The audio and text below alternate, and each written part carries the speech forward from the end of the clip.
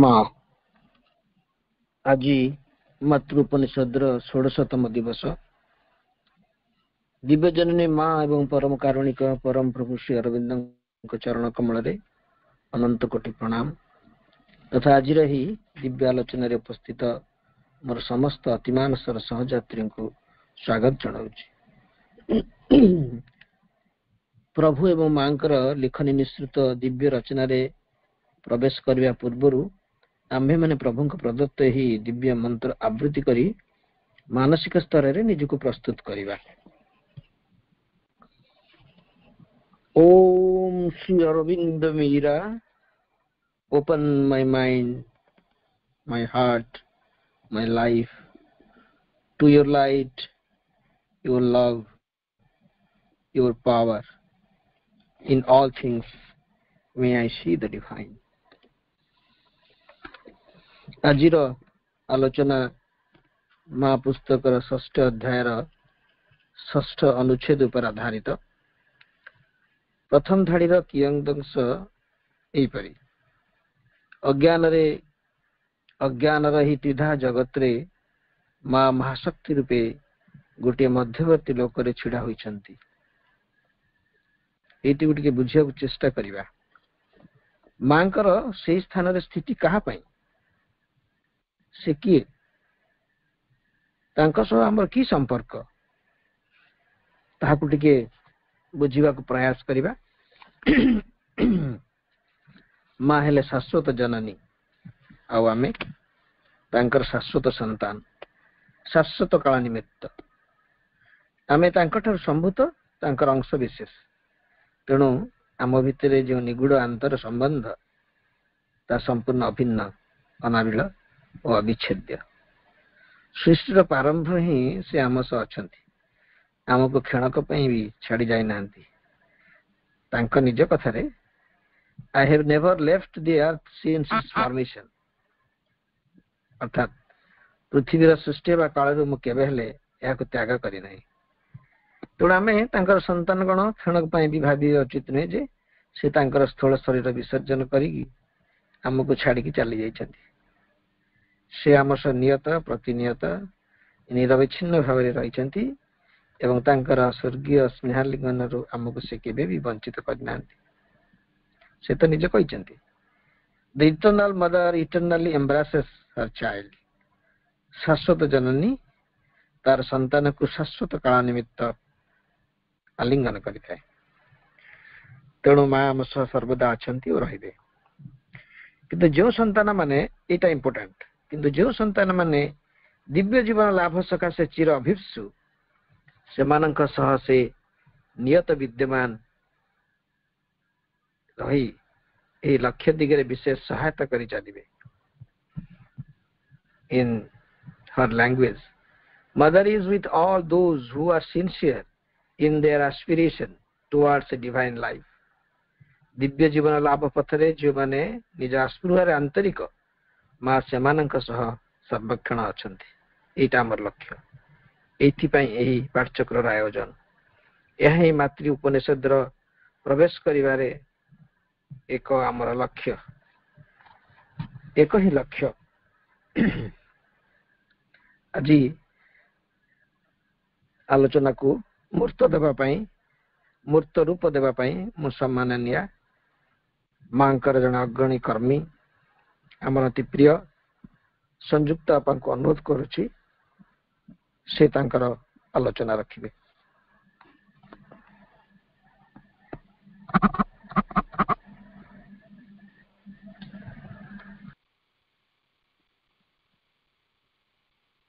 दिव्य जननी माँ परम प्रभु श्री अरविंद पाद पद्म अनंत कोटि जन्मर अनंत कोटि कृतज्ञतापूर्ण प्रणाम जनाऊँ तथा यही पाठचक्र को परिचालना करथिबा सम्मान्य आम समस्त प्रिय बसंत भाई को मोर प्रणाम वंदे मातरम।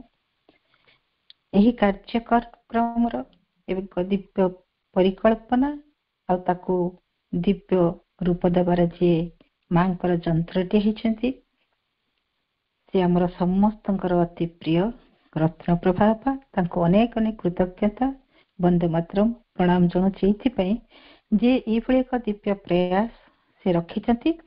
ଆଉ ଆଜି ଆମେ ସେଇଭଳି ଏକ ଦିବ୍ୟ ପୁସ୍ତକ ପଠନ କରିବାର, ମନନ କରିବାର, ଚିନ୍ତନ କରିବାର ଏକ ଦିବ୍ୟ ସୁଯୋଗଟି ପାଇଛୁ। ତେଣୁ ସର୍ବପ୍ରଥମେ ମୁଁ ଦିବ୍ୟ ଜନନୀ ମାଙ୍କ ନିକଟରେ କୃତଜ୍ଞତା ତଥା ଆଜିର ଏହି ମା ବହିର ସେହି ମନ୍ତ୍ରକୁ ଯାହା ଅତିମାନସ ଅବତାର ଶ୍ରୀ ଅରବିନ୍ଦ ଅତିମାନସ ସ୍ତରରୁ ସେଇ ଅତିମାନସ ରୂପାନ୍ତରକାରିଣୀ ମହାଶକ୍ତିଙ୍କ ବିଷୟରେ ଲେଖିଛନ୍ତି, ତାଙ୍କୁ ଏ ବିଶ୍ୱ ସୃଷ୍ଟି ଆଗରେ ନିରାବରଣ କରିଛନ୍ତି ତଥା ତାଙ୍କର ସେଇ ସ୍ୱରୂପକୁ ଆମର ଆଧାର ଅନୁଯାୟୀ, ଆମର ଆଧାରର ପ୍ରସ୍ତୁତି ଅନୁଯାୟୀ, ଆମର ଚେତନାର ସ୍ତର ଅନୁସାରେ ସେ ଖୋଲି ଧରିଛନ୍ତି। ତେଣୁ ଆମେ ଭାଗ୍ୟବାନ ଯେ ସ୍ୱୟଂ ଭଗବାନ, ସ୍ୱୟଂ ଅତିମାନସ ଅବତାର ଶ୍ରୀ ଅରବିନ୍ଦ ସେଇ ଦିବ୍ୟ ଜନନୀଙ୍କ ବିଷୟରେ ଆମ ଆଗରେ ଏଇଭଳି ଏକ ଦିବ୍ୟ ବାଣୀକୁ ପ୍ରଦାନ କରିଛନ୍ତି।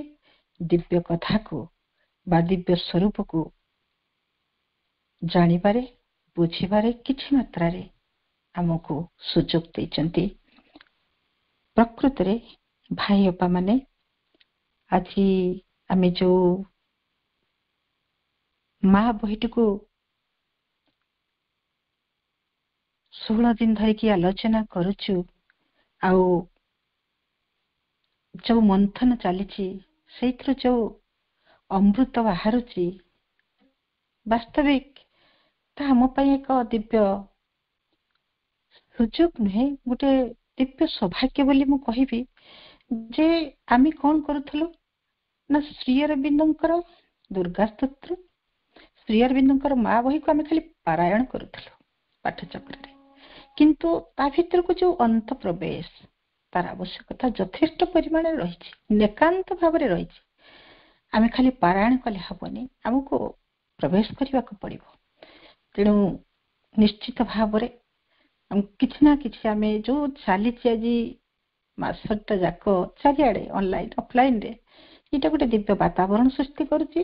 ଅଦିବ୍ୟତାକୁ ସେ ନିଶ୍ଚିତ ଭାବରେ ପରାହତ କରିବାରେ ସାହାଯ୍ୟ କରୁଛି। ଶ୍ରୀ ଅରବିନ୍ଦ ଯୋଉ ଅଜ୍ଞାନର ତୀର୍ଧା ଜଗତରେ ମା ମହାଶକ୍ତି ଉପରେ ଗୋଟେ ମଧ୍ୟବର୍ତ୍ତୀ ଲୋକରେ ଛିଡା ହେଇଛନ୍ତି ବୋଲି ଲେଖିଛନ୍ତି, ସେ ବିଷୟରେ ନିଶ୍ଚିତ ଭାବରେ ମୁଁ ଚେଷ୍ଟା କରିବି, ମାଙ୍କୁ ପ୍ରାର୍ଥନା କରୁଛି, ଯେତିକି ଚେତନା ଅନୁଯାୟୀ ତାକୁ ବୁଝିବାକୁ ଚେଷ୍ଟା କରିଛି। କ୍ଷୁଦ୍ରାତି କ୍ଷୁଦ୍ର ଅତି ମାନସ ବୁଦ୍ଧି, କେବଳ ଏତିକି କହିବି, ଯୋଉ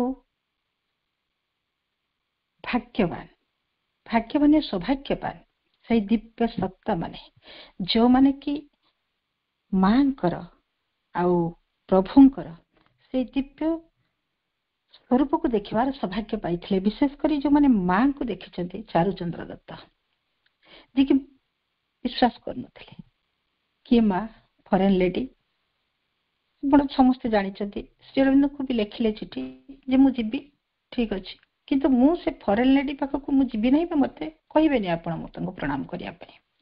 କିନ୍ତୁ କିଭଳି ଭାବରେ ପରବର୍ତ୍ତୀ ପର୍ଯ୍ୟାୟରେ ସେ ପ୍ରଭୁଙ୍କର କହିବା ଅନୁସାରେ ଆଦେଶ ପାଳନ କରିଛନ୍ତି, ମାଙ୍କ ପାଖକୁ ଯାଇଛନ୍ତି, ମାଙ୍କୁ ଦର୍ଶନ କଲା ପରେ, ତାଙ୍କର ସେ ଦିବ୍ୟ ସ୍ୱରୂପକୁ ଦର୍ଶନ କଲା ପରେ ତାଙ୍କର ଯୁଗ ଯୁଗର ଯୋଉ ଅଜ୍ଞାନତା, ଯୋଉ ମୂଢତା, ଯୋଉ ଅହଙ୍କାର ଥିଲା, ଭାଙ୍ଗି ରୁଜି ଚୁରମାର ହେଇଯାଇଛି ମାଙ୍କର ସେ ଦିବ୍ୟ ସ୍ୱରୂପକୁ ଦର୍ଶନ କଲା ପରେ।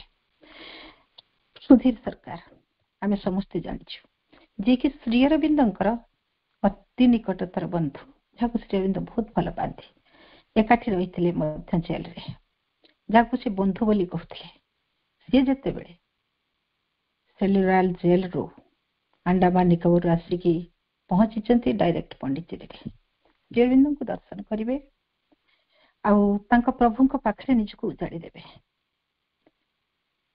ଘରକୁ ଯାଇନାହାନ୍ତି, ପ୍ରଥମ ଆସିକି ପହଞ୍ଚିଛନ୍ତି ଆଶ୍ରମରେ। ସେ ଯେତେବେଳେ ଚାହିଁଛନ୍ତି ପ୍ରଭୁଙ୍କୁ ଦର୍ଶନ କରିବେ, ପରିଚୟ ଦେଇଛନ୍ତି, ସେତେବେଳେ ଆଶ୍ରମର ମ୍ୟାନେଜର ବା ସେକ୍ରେଟାରୀ କହୁଛନ୍ତି ଆପଣ ଦର୍ଶନ କରିପାରିବେ ନାହିଁ, ମାଙ୍କର ଅନୁମତି ଦରକାର ଶ୍ରୀ ଅରବିନ୍ଦଙ୍କୁ ଦର୍ଶନ କରିବା ପାଇଁ। ସେଇଠୁ ସିଏ ଏଇ କଥା ଶୁଣିଲା ପରେ ତାଙ୍କର ପାଦ ତଳୁ ମାଟି ଖସି ଯାଉଛି। ସେ କହୁଛନ୍ତି ଆରେ କି କଥା, ମୋର ବନ୍ଧୁ ଯିଏ ମୁଁ ତାଙ୍କୁ ବନ୍ଧୁ ବୋଲି କହିବାର ସ୍ପର୍ଦ୍ଧା କରିନାହିଁ, ସିଏ ମତେ ନିଜେ ବନ୍ଧୁ ବୋଲି ସ୍ୱୀକାର କରିଛନ୍ତି, ତାଙ୍କୁ ମୁଁ ଦର୍ଶନ କରିବା ପାଇଁ କେତେ ବ୍ୟାକୁଳତାର ସହିତ ସେଲୁଲାର ଜେଲରେ କିଛି କଷ୍ଟ, କିଛି ନିର୍ଯାତନା, କିଛି ଯନ୍ତ୍ରଣାକୁ ସହିକି ମୁଁ ଆଜି ପହଞ୍ଚିଛି, ମୁଁ ତାଙ୍କୁ ଦର୍ଶନ କରିପାରିବିନି।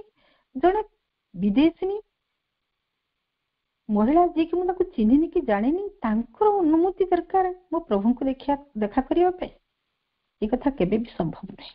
ତୁମେ ଯାଇକି କୁହ ମୁଁ ଆସିଛି, ସୁଧୀର ସରକାର ଆସିଛନ୍ତି ବୋଲି ଶ୍ରୀ ଅରବିନ୍ଦଙ୍କୁ କୁହ। ସେ ଯାଇଛନ୍ତି। ସେଠୁ ଶ୍ରୀ ଅରବିନ୍ଦ ବାର୍ତ୍ତା ପଠେଇଲେ ଯେ ସୁଧୀରକୁ କୁହ ମୁଁ କହୁଛି ଥରୁଟିଏ ମାଙ୍କ ପାଖକୁ ଯାଇକି ତାଙ୍କ ପାଖରୁ ଅନୁମତି ଆଣିବାରେ କଣ ଅସୁବିଧା ଅଛି। ଏଇ କଥା ଯେତେବେଳେ ସେ ଶୁଣୁଛନ୍ତି କହୁଛନ୍ତି ଠିକ ଅଛି, ଯଦି ମୋ ବନ୍ଧୁ, ମୋର ସଖା, ଯିଏ ମୋ ଜୀବନର ସାଥୀ, ଯିଏକି ମୋର ପ୍ରତ୍ୟେକ ଦୁଃଖ ସମୟରେ, ଜେଲ ଭିତରେ, କଷ୍ଟ ଯନ୍ତ୍ରଣା ଭିତରେ ମୋର ସବୁବେଳେ ମୋର ସହାୟତା କରିଛନ୍ତି, ଆଜି ଯଦି ସିଏ କହୁଛନ୍ତି ମୁଁ କାହିଁକି ତାଙ୍କ କଥାକୁ ଅବମାନନା କରିବି। ଯାଇଛନ୍ତି। ଯେତେବେଳେ ମାଙ୍କ ପାଖକୁ ଯାଇଛନ୍ତି, ସେ ଦେଖୁଛନ୍ତି ମା ଚେୟାରରେ ରାଜରାଜେଶ୍ୱରୀ ରୂପରେ ବିଦ୍ୟମାନ, ପ୍ରଣାମ କରୁଛନ୍ତି। ଆଖିରୁ ଧାର ଧାର ଲୁହ ବହି ଯାଉଛି। ମାଙ୍କ ଦର୍ଶନ ସାରିଲା ପରେ ପ୍ରଭୁଙ୍କୁ ଯାଇଛନ୍ତି ଅନୁମତି ପାଇ ପ୍ରଭୁଙ୍କୁ ଦର୍ଶନ କରିବା ପାଇଁ। ଆଉ ପ୍ରଭୁଙ୍କୁ ଯେତେବେଳେ ସିଏ ଯାଇକି ପହଞ୍ଚିଛନ୍ତି, ପ୍ରଭୁ ସ୍ମିତହାସ୍ୟର ସହ କହୁଛନ୍ତି କଣ ଦର୍ଶନ କଲ ନା? ହଁ ପ୍ରଭୁ।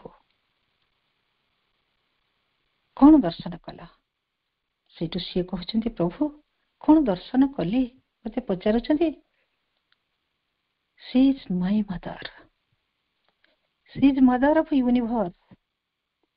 She is mother of India. ସେ ମୋର ମା, ସେ ଭାରତର ମା, ସେ ସମଗ୍ର ବିଶ୍ୱର ହଉଛି ମା। ତାଙ୍କ ଭିତରେ ମୁଁ ତାଙ୍କୁ ଦର୍ଶନ କଲି। ଆଉ କଣ ଦେଖିବି ପ୍ରଭୁ, ଆଉ କିଛି କୁହନ୍ତୁନି ମତେ। ମୋର ଯୋଉ ଅଜ୍ଞାନତା ଥିଲା ଆଜିଠାରୁ ସବୁ କିଛି ମୋର ନିଶେଷ ହେଇଯାଇଛି ତାଙ୍କୁ ଦର୍ଶନ କଲା ପରେ। ଦିଲ୍ଲୀପ କୁମାର ରାୟ କଥା ଆମେ ସମସ୍ତେ ଜାଣିଛୁ, କିଭଳି ଭାବରେ ସେ ମାଙ୍କୁ ମାନି ପାରୁନଥିଲେ। ସେ ମଧ୍ୟ ମାଙ୍କର ସେଇ ଦିବ୍ୟ ରୂପକୁ ଟିକିଏ ମାଙ୍କର କାଣିଚାଇ ହସରେ ନିଜର ସମସ୍ତ ଅହଙ୍କାର ଭାଙ୍ଗିରୁଜି ଚୁରମାର ହେଇଯାଇଛି, ଆଉ କୃତଜ୍ଞତାର ଅଶ୍ରୁ ବହିଯାଇଛି। କପାଳ ଶାସ୍ତ୍ରୀ କଥା ଏତେ ଅଳ୍ପ ବହୁତ ଜାଣିଥିବେ ସମସ୍ତେ, ଯିଏକି ତ୍ରିପୁରା ସୁନ୍ଦରୀଙ୍କର ଭକ୍ତ ଥିଲେ। ମାଙ୍କୁ ପ୍ରଣାମ କରିବା ପାଇଁ ଯାଇଛନ୍ତି।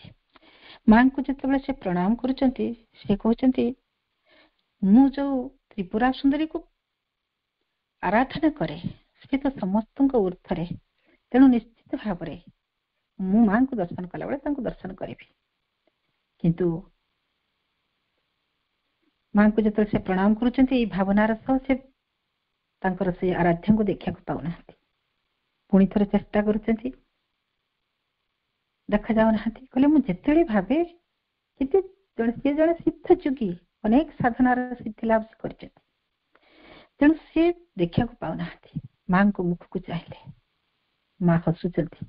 ଆଉ ସେଇ ହସରେ ଏଭଳି ଦିବ୍ୟ ସୌନ୍ଦର୍ଯ୍ୟ, ଦିବ୍ୟ କାନ୍ତି ଭରି ରହିଥିଲା ଯେ ସେ କହିଲେ ଆରେ ମୁଁ କଣ ଦେଖୁଛି, ମୁଁ ଯାହାଙ୍କୁ ଆରାଧ୍ୟ ବୋଲି ଭାବୁଥିଲି ସେ ସମସ୍ତଙ୍କ ଊର୍ଦ୍ଧ୍ୱରେ, ଇଏ ତ ତାଙ୍କର ଊର୍ଦ୍ଧ୍ୱରେ। ବାବାଜୀ ମହାରାଜ କଥା ଆମେ ସମସ୍ତେ ଜାଣିଛୁ।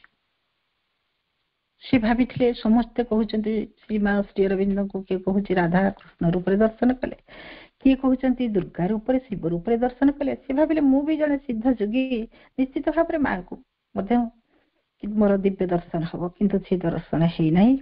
ସେ ଭାଙ୍ଗି ପଡିଛନ୍ତି, ରାତିରେ ଶୋଇ ପାରୁନାହାନ୍ତି। ମୁଁ କଣ ଏଡେ ହତଭାଗା, ମୋର କଣ କୌଣସି ଯୋଗ୍ୟତା ନାହିଁ, ମୋ ମାଙ୍କର ସେ ଦିବ୍ୟ ରୂପକୁ ମୁଁ ଦର୍ଶନ କରିପାରିଲିନି।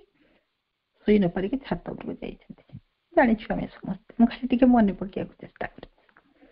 ତାପରେ ସେତେବେଳେ ଯିଏ ଯାଇଛନ୍ତି କିଛି ସମୟ ଧ୍ୟାନସ୍ଥ ହଉଛନ୍ତି, ଆଉ ମାଙ୍କର ସେଇ ରାଜରାଜେଶ୍ୱରୀ ରୂପକୁ ଦେଖୁଛନ୍ତି। ଅଭିଭୂତ ହେଇଯାଉଛନ୍ତି। ଖାଲି ମା ତାଙ୍କ କପାଳରେ ତାଙ୍କ ଅଙ୍ଗୁଳି ସ୍ପର୍ଶ କରୁଛନ୍ତି। ସମଗ୍ର ଶରୀରରେ ଏକ ରୋମାଞ୍ଚ ସୃଷ୍ଟି ହଉଛି।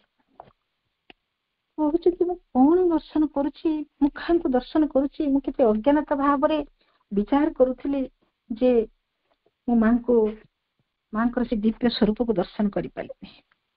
ପ୍ରୀତି ଦାସ ଗୁପ୍ତା କଥା ଆମେ ଜାଣିଛୁ। ମା ଥରେ ବହୁତ କଥା କହୁ କହୁ କୁହନ୍ତି। ପ୍ରୀତି ଦାସ ଗୁପ୍ତା କହୁଛନ୍ତି ମାନେ ଯେତେବେଳେ ପ୍ଲେଗ୍ରାଉଣ୍ଡରେ ମା ମାର୍ଚ୍ଚ ଫାଷ୍ଟ କରୁଛନ୍ତି, ସେଇ ସମୟରେ ମା କହୁଛନ୍ତି ଜାଣିଛ, ଆଉ ମୁଁ ଏଇ ଜନ୍ମରେ ଅନେକ ଶକ୍ତିକୁ ନେଇ ମୋ ସହିତ ଆସିଛି।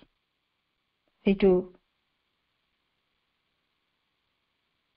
ପ୍ରୀତି ଦାସ ଗୁପ୍ତା ଟିକେ ଆଶ୍ଚର୍ଯ୍ୟ ତାଙ୍କ ଆଖିକି ଚାହିଁ କହୁଛନ୍ତି ମା ଆପଣ କଣ ତାହେଲେ ମା ଦୁର୍ଗା?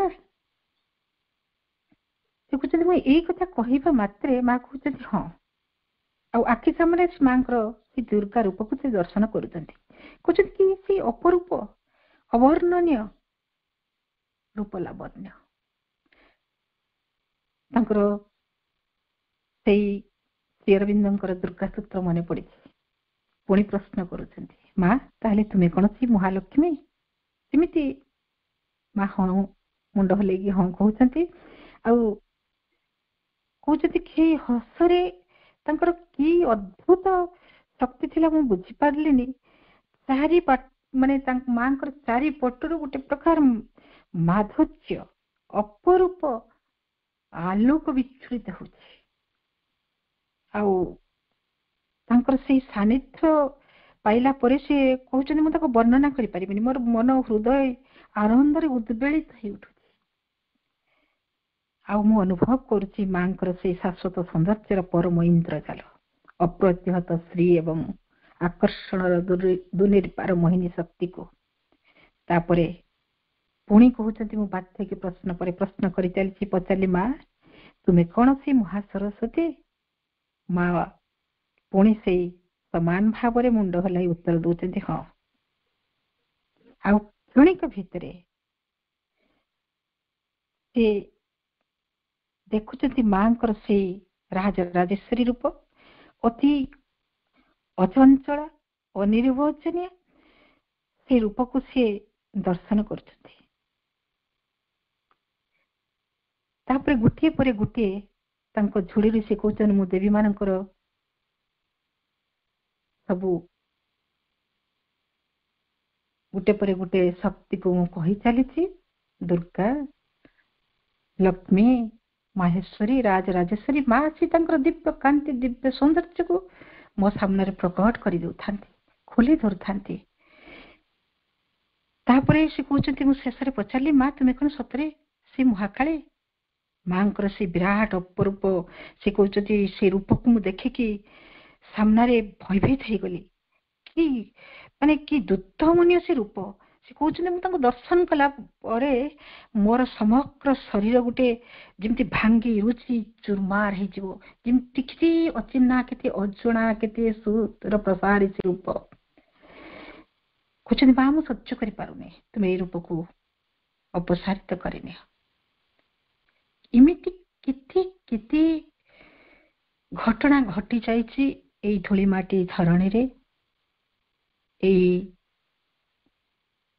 ମାଙ୍କର ଯୋଗ୍ୟ ସନ୍ତାନ ମାନଙ୍କ ସାମ୍ନାରେ ଯେଉଁମାନେ ପ୍ରତ୍ୟକ୍ଷଦର୍ଶୀ ସେମାନେ ତାଙ୍କୁ ଦର୍ଶନ କରିଛନ୍ତି। ଅନେକ କଥା କହିଲେ ତ ସରିବନି। ଅନେକଙ୍କର ଅନୁଭବ ଅନୁଭୂତି ରହିଛି ଯୋଉମାନେ ସେଇଭଳି ମାଙ୍କର ଅତି ପ୍ରିୟ ଯୋଗ୍ୟ ସନ୍ତାନ ମାଙ୍କର ସେଇ ମହିମା ମନ୍ତ୍ର ରୂପକୁ ସେମାନେ ଦର୍ଶନ କରିଛନ୍ତି। ଶ୍ରୀ ଅରବିନ୍ଦ ଯେଭଳି ଭାବରେ ସାବିତ୍ରୀ ମହାକାବ୍ୟରେ ଲେଖୁଛନ୍ତି, ଦେଖନ୍ତୁ ଆମେ ଭାବିବା ଶ୍ରୀ ଅରବିନ୍ଦ ମା ବହି ଲେଖୁଛନ୍ତି। ଶ୍ରୀ ଅରବିନ୍ଦ ମାଙ୍କୁ ଚିହ୍ନି ଦେବା ପାଇଁ ସାବିତ୍ରୀ ମହାକାବ୍ୟ ଲେଖୁଛନ୍ତି। ଶ୍ରୀ ଅରବିନ୍ଦ ଦୁର୍ଗା ସୂତ୍ର ଲେଖିଛନ୍ତି, ମାଙ୍କୁ ସେତେବେଳେ ଦେଖି ନାହାନ୍ତି। କି ଅପୂର୍ବ ଏ କଥା! ସ୍ୱୟଂ ଭଗବାନ ଆମ ଆଗରେ ନିଜ ସ୍ୱହସ୍ତରେ ଦିବ୍ୟଚରଣୀଙ୍କୁ ଲେଖିକି ଚିହ୍ନି ଦେଉଛନ୍ତି, ଜଣେଇ ଦେଉଛନ୍ତି, ବୁଝେଇ ଦେଉଛନ୍ତି, କେତେ ପ୍ରକାରେ କେତେ ଭାବରେ ବ୍ୟକ୍ତ କରୁଛନ୍ତି। ତଥାପି ଏଇ କ୍ଷୁଦ୍ର ମନ, এই ଯୁକ୍ତି ସମ୍ପନ୍ନ ବୁଦ୍ଧି ଭାଗବତୀ ଜନୀଙ୍କୁ ସ୍ୱୀକାର କରିପାରେ ନାହିଁ। ସାବିତ୍ରୀରେ ଶ୍ରୀ ଅରବିନ୍ଦ କହୁଛନ୍ତି, someone came infinite and absolute, a being of wisdom and power and delight, even as a mother draws her child in her arms to took her breast nature and world and soul. ଆସିଲେ କେ ଜଣେ ପରମୀ ବ୍ରହ୍ମୀ ସ୍ୱରୂପିଣୀ, ଜ୍ଞାନମୟୀ, ଶକ୍ତିମୟୀ, ଆନନ୍ଦମୟୀ ଜନନୀ। ଯେପରି ମା ତାର ସନ୍ତାନକୁ କୋଳେ ନିଏ ଟାଣି, ସେଇଭଳି ଜଗତ ଜୀବଙ୍କୁ ନେଲେ କୋଳକୁ ଦିବ୍ୟ ଜନନୀ। ଏଇ ଯୋଉ କଥା, ଏ ଯୋଉ ଦିବ୍ୟ ମନ୍ତ୍ର, এই ସମଗ୍ର ସୃଷ୍ଟିକୁ, ଜୀବ ଜଗତକୁ, ସମସ୍ତ ଜୀବ ମାନଙ୍କୁ ତାଙ୍କ କୋଳାଗ୍ରତ କରି ରଖିଛନ୍ତି। ଯୋଉ କଥା ଭାଇ ପ୍ରଥମେ କହିଲେ, ତାଙ୍କ କୋଳରେ ଆମେ ସବୁ ଆଶ୍ରୟ ନେଇଛୁ। ଯେତେବେଳେ ସାବିତ୍ରୀ ଆସିକି ବର ନିର୍ବାଚନ କରିକି ପହଞ୍ଚିଛନ୍ତି, ଦେଖନ୍ତୁ ସେତେବେଳେ ନାରଦ ଉପସ୍ଥିତ ଅଛନ୍ତି। ଆଉ ସିଏ ତ୍ରିକାଳଦର୍ଶୀ, ସିଏ ସତ ଘଟଣାଟି ପରିପ୍ରକାଶ କରୁଛନ୍ତି ଯେ ଗୋଟିଏ ବର୍ଷ ପରମାୟ କୌଣସି ମା ଏଇ ସୃଷ୍ଟିର ଏଇଭଳି ଏକ ଦୟନୀୟ ଦୁଃଖଦ ଘଟଣାକୁ ସହିପାରିବ ନାହିଁ।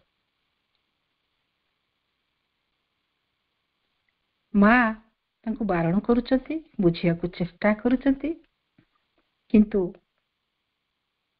ସାବିତ୍ରୀ ଅଟଳ ଅଚଳ ସଂକଳ୍ପରେ ଦୃଢ଼। କୌଣସି କଥାକୁ ବା କୌଣସି କଥା ତାଙ୍କୁ ପ୍ରଭାବିତ କରୁନି, ତାଙ୍କର ସଂକଳ୍ପକୁ ଭାଙ୍ଗି ଦଉନି, ଦୃଢ଼ ନିଷ୍ଠ। ଏଇଭଳି ଅବସ୍ଥାରେ ନାରଦ କହୁଛନ୍ତି, ମାଳବୀକୁ କହୁଛନ୍ତି, ଆପଣ ଜାଣିଛନ୍ତି ଆପଣଙ୍କର ଝିଅ ମାନେ ସବୁ ଏ ସୃଷ୍ଟିର ଯେତେ ସବୁ ବିଷ ମାନେ, ଯେତେ ସବୁ ଦୁର୍ବଳତା ମାନେ ଅଛନ୍ତି, ସବୁ ଆସିବେ ଆପଣଙ୍କ ଝିଅ ମାନଙ୍କ ପାଖକୁ, ଆପଣଙ୍କ ଝିଅଙ୍କ ପାଖକୁ। ନା କଣ ପାଇଁ? ମୋ ଝିଅ କଣ କରିଛି, କାହାର କଣ ଭୁଲ କରିଛି ବା ଦୋଷ କରିଛି ଯେ ତାକୁ ଏଇଭଳି ସବୁ ଦୁର୍ବଳତା ମାନେ ଆସିବେ ତା ପାଖକୁ, ବା ଏଇ ବିଷ ବିଷାକ୍ତ ସବୁ ଚେତନା ଗୁଡିକ ତା ପାଖକୁ ଆସିବେ? ନା ଆପଣଙ୍କ ଝିଅ କିଛି କରେନି। ଦୁର୍ବଳତା ମାନେ ଜାଣିଗଲେଣି ଯେ ତାଙ୍କର ସମୟ ଆସିଯାଇଛି। ଦିବ୍ୟ ଚରଣୀ ସ୍ୱୟଂ এই ଧୂଳିମାଟି ଧରଣୀରେ ଆବିର୍ଭୂତ ହେଇସାରିଛନ୍ତି, ତେଣୁ ସେମାନେ ରୂପାନ୍ତରିତ ହେବା ପାଇଁ ଚାହାନ୍ତି। ବିଶ୍ୱମାନେ ଜାଣିଗଲେଣି, ସେ ମାନବତ୍ୟ ରୂପାନ୍ତରିତ ହେବାକୁ ଚାହାନ୍ତି। ଆପଣଙ୍କ ଝିଅ ସାଧାରଣ ନୁହେଁ, ସେହି କାର୍ଯ୍ୟ କରିବା ପାଇଁ ଆସିଛନ୍ତି। ତେଣୁ ଭାଇ ଅପା ମାନେ, ଆମେ ଆଜି ଯୋଉ ଏଭଳି ଏକ ସୁଯୋଗରେ ଯୋଉ ଷଷ୍ଠ ଅଧ୍ୟାୟରେ ପଦାର୍ପଣ କରିଛି, ଆଲୋଚନାର ବିଷୟବସ୍ତୁ ଅତି ସୁନ୍ଦର ଭାବରେ ସମସ୍ତେ ବୁଝେଇଛନ୍ତି, ସୁନ୍ଦର ଭାବରେ ଚେଷ୍ଟା କରିଛନ୍ତି ଆମର ସୂଚନା ଅନୁଯାୟୀ ତାକୁ ଉପସ୍ଥାପନ କରିବା ପାଇଁ। ଆମ ମନରେ ପ୍ରଶ୍ନ ଉଠେ, ଦିବ୍ୟଜନନୀଙ୍କର କଥା ଉଠିଲେ, କିଏ ସେ ଦିବ୍ୟଜନନୀ? ଦିବ୍ୟଜନନୀଙ୍କ ପରିଚୟ ନିଜେ ଶ୍ରୀ ଅରବିନ୍ଦ ଦଉଛନ୍ତି। ମା ବହିରେ ଯେଉଁ ଅଦିତ୍ୟକୁ ଆମେ ମା ବୋଲି ଆରାଧନା କରୁ, ସେ ହେଲେ ବିଶ୍ୱ ସତ୍ତାର ଅଧିଷ୍ଠାତ୍ରୀ ଭାଗବତୀ ଚିତ୍ ଶକ୍ତି। ସେହି ସଚ୍ଚିଦାନନ୍ଦ ସ୍ୱରୂପିଣୀ ସତ୍ୟ ଜ୍ଞାନମୟୀ ସନାତନୀ ଏକ ନଶ୍ୱର ବ୍ୟକ୍ତି ରୂପ ଗ୍ରହଣ କରିଛନ୍ତି। ସେହି ସର୍ବକାଳ ବିନାଶୀ ଚୈତନ୍ୟ ଲୋକବାସିନୀ ହୋଇଛନ୍ତି ପୃଥିବୀବାସିନୀ ଜଗନ୍ମାତା ମୀରାମ୍ବିକା। ଆଉ ଆମେ ଜାଣିଛୁ, ଆଲୋଚନା ବି ହେଇଥିବ ଯେ ମାଙ୍କୁ କିଭଳି ଭାବରେ ଭକ୍ତ ସାଧକ ମାନେ ଶ୍ରୀ ଅରବିନ୍ଦ ଏଇ କଥା ଲେଖିଲା ପରେ କିଛି ପ୍ରଶ୍ନ ପରେ ପ୍ରଶ୍ନର ବାଣରେ ତାଙ୍କୁ ପୋତି ଦିଆଯାଇଛି, କିଛି ପ୍ରଶ୍ନ କରାଯାଇଛି, ତାର ଉତ୍ତର ଆମେ ସମସ୍ତଙ୍କ ପାଖରେ ଅଛି, ସମସ୍ତେ ଜାଣିଛନ୍ତି। ଅନନ୍ତ କାଳରୁ ମା এই সমগ্র বিশ্বর জননী। আগে ଜନନୀ ପାଖରୁ ଆମେ ଯୋଉ ଜନ୍ମ ହେଲୁ, ଜନନୀ ଆଗେ, ତାପରେ ଯାଇକି ଆମେ ତାଙ୍କର ସନ୍ତାନ। ତେଣୁ ଅନାଦି କାଳରୁ ସେ ଅଛନ୍ତି, ଶାଶ୍ୱତ କାଳରୁ ସେ ଅଛନ୍ତି, ସମଗ୍ର ସୃଷ୍ଟିକୁ ସେ ସର୍ଜନା କରିଛନ୍ତି ସମସ୍ତଙ୍କ ଉର୍ଦ୍ଧ୍ୱରେ, ଓମ୍ର ଉର୍ଦ୍ଧ୍ୱରେ। ତାଙ୍କଠାରୁ ସବୁ କିଛି ସୃଷ୍ଟି ହେଇଛି। ପୃଥିବୀର ରୂପାନ୍ତର ପାଇଁ ଏକ ବ୍ୟକ୍ତି ସତ୍ତା ମଧ୍ୟରେ ସେଇ ଦିବ୍ୟ ଜନନୀ ଆମ ପାଖରେ ଅବତୀର୍ଣ୍ଣ ହେଇଛନ୍ତି। ମା ହେଲେ ପରମେଶ୍ୱରଙ୍କର ଚେତନା ଓ ଶକ୍ତି, ନିଜର ଯାବତୀୟ ସୃଷ୍ଟିର ବହୁ ଊର୍ଦ୍ଧ୍ୱରେ ସେ। ତେଣୁ ଏଇ କେବେ ବି ଏତେ ଚମତ୍କାର ଭାବରେ ମାଙ୍କର ବର୍ଣ୍ଣନା କେହି ବି କରିପାରିବେନି ଶ୍ରୀ ଅରବିନ୍ଦଙ୍କ ଛଡା। ଯେମିତି ତାଙ୍କର ବହୁତ ରୂପକୁ ସେ ପ୍ରକାଶିତ କରିଛନ୍ତି, ଆଉ ବିଶେଷ କରି ତାଙ୍କର ବହୁ ରୂପ ଆଉ ବହୁ ପ୍ରକାଶ। ସେ ହେଲେ ଶକ୍ତିମୟୀ, ସେ ଜ୍ଞାନମୟୀ, ସେ ଜ୍ୟୋତିର୍ମୟୀ, ସେ ଅନିର୍ବଚନୀୟ, ସେ ହେଉଛନ୍ତି ମହିମାମୟୀ, ଚିରପ୍ରଶାନ୍ତା, ରାଜରାଜେଶ୍ୱରୀ ମାହେଶ୍ୱରୀ, କେବେ ରଣରଙ୍ଗିନୀ, ଦାନବ ଦଳିନୀ, କେତେବେଳେ ସେ ମହାଭୟ ବିନାଶିନୀ ମହାକାଳୀ, କେବେ ଶ୍ରୀମୟୀ, କେବେ ସେ ମାଧୁର୍ଯ୍ୟମୟୀ, ସ୍ମିତହାସିନୀ, ସ୍ନେହମୟୀ, ମମତାମୟୀ, ଆନନ୍ଦମୟୀ, ମା ମହାଲକ୍ଷ୍ମୀ। ସେ ପୁଣି କେବେ ପ୍ରଜ୍ଞାମୟୀ, ପୁଣି କେବେ ତ ସୂକ୍ଷ୍ମଦର୍ଶୀ, ସିଦ୍ଧି ପ୍ରଦାୟିନୀ, ପୂର୍ଣ୍ଣତାର ପ୍ରତିମୂର୍ତ୍ତି, ରୂପାନ୍ତର ଦାତ୍ରୀ, ମହାସରସ୍ୱତୀ। ଏଥର ସେ ମାନୁଷୀ ଶରୀର ଧାରଣ କରି ଆସିଛନ୍ତି ମମତାମୟୀ, କଲ୍ୟାଣମୟୀ, ଆଶିଷଦାୟିନୀ ଜଗନ୍ମାତା ରୂପରେ। ସେ ହେଉଛନ୍ତି ସେଇ ବେଦର ଅଦିତି, ସେ ହେଉଛନ୍ତି ସେ ବେଦାନ୍ତର ଉମା, ଆଉ ଏଇ ପୂର୍ଣ୍ଣ ଯୁଗର ଶ୍ରୀମା। କେତେ ଭାଗ୍ୟବାନ ଆମେ। ସେଇଥିଲାଗି ସେ ପରମେଶ୍ୱରଙ୍କର ରହସ୍ୟମୟ ଆଦେଶରେ ଚାଳିତ ହୋଇ ଅସୀମତାର ସମ୍ଭାବନା ରାଜ୍ୟର ମଧ୍ୟରେ ଥିବା କିଛି ରୂପାୟିତ କରିବା ଲାଗି ନିଜକୁ ଆତ୍ମବଳି ଦେବାକୁ ସମ୍ମତ ହେଇଛନ୍ତି ଏବଂ ବିଶ୍ୱ ଅଜ୍ଞାନର ତତ୍ତ୍ୱ ରୂପକୁ ମୁଖା ସଦୃଶ ଧାରଣ କରିଛନ୍ତି। ମାନୁଷୀ ତନୁ ଧାରଣ କରି ଅମରଧାମରୁ ଅବତରି ଆସିଛନ୍ତି। ସିଏ ପୃଥିବୀର କୋଳରେ ଏଇ ମଣିଷମାନଙ୍କ ମେଳରେ ଏଇ ନଶ୍ୱର ଜୀବନ ଭିତରେ ଦେଇ ଅମରତ୍ୱର ପଥ ତିଆରି କରିବାକୁ, ମାଟିର ମର୍ତ୍ତକୁ ସ୍ୱର୍ଗରେ ପରିଣତ କରିବା ପାଇଁ। ତେଣୁ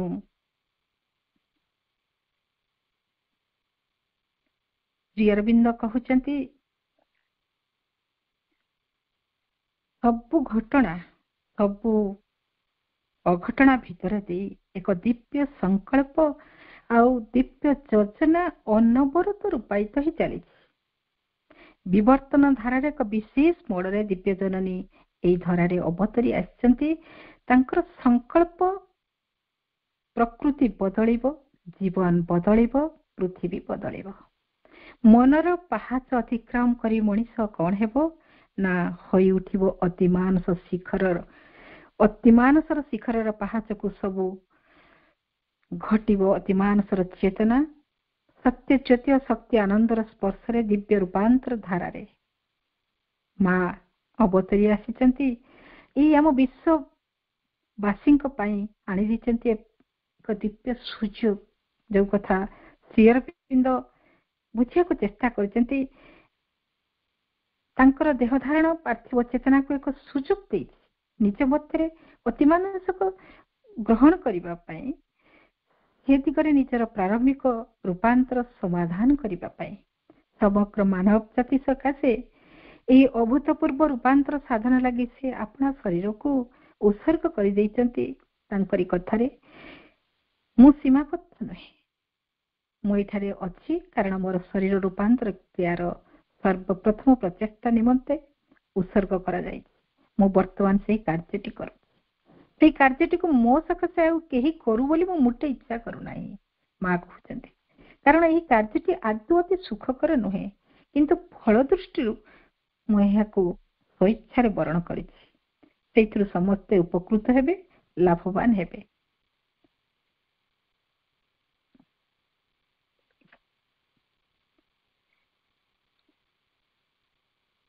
ଜଡ଼ ଜଗତ, ପ୍ରାଣ ଜଗତ, ମନ ଜଗତ ବା ବିଜ୍ଞାନ ବା ଅତିମାନସ ଜଗତ, ଆନନ୍ଦମୟ ଜଗତ ଯାହା ସୃଷ୍ଟି ହୋଇଛି ଏବଂ ଯାହା ସୃଷ୍ଟି ହେବାକୁ ଅଛି, ସେ ସବୁ ହିଁ ହେଉଛନ୍ତି ସେଇ ଦିବ୍ୟ ଜନନୀ ମା ଅଦିତି, ବିଶ୍ୱାଦିତା ଦିବ୍ୟ ଜନନୀ। ସେ ହେଉଛନ୍ତି ସେଇ ଅଦିତି ଯିଏକି ସର୍ବଦେବତାଙ୍କର ମାତା, ଆଉ ପ୍ରାଣ ମର୍ତ୍ତ୍ୟ ଭିତରେ ଦେଇକି ଯିଏ ପ୍ରକଟ ହେଇଛନ୍ତି ଏବଂ ସକଳ ଭୌତିକ ଉପାଦାନ ମିଶ୍ରଣରେ ଯାହାଙ୍କ ସତ୍ତା ସଂଜାତ ହେଇଛି, ଯିଏ ସକଳ ହୃଦୟର ଅନ୍ତର୍ଦେଶରେ ପ୍ରବେଶ କରି ସେଇଠାରେ ଅଧିଷ୍ଠିତ ହେଇକି ରହିଛନ୍ତି, ଯାହାକୁ ଆମେ ଯୁଗ ଯୁଗ ଧରି ଜନ୍ମ ଜନ୍ମାନ୍ତର ଧରି ଖୋଜି ଚାଲିଛୁ। ଇଏ ହେଉଛନ୍ତି ଏଇ ପାର୍ଥିବ ଜୀବନର ରୂପାନ୍ତର ଲାଗି କ୍ରିୟାଶୀଳ ସେଇ ଦିବ୍ୟ ଜନନୀ ମା। ସେ ହେଉଛନ୍ତି ସେଇ ବିଶ୍ୱ ମାତା, ସେ ହେଉଛନ୍ତି ସେଇ ପରା ଚେତନା, ସେ ହେଉଛନ୍ତି ସେଇ ପରାଶକ୍ତି ଆଉ ପରମ ଆନନ୍ଦ।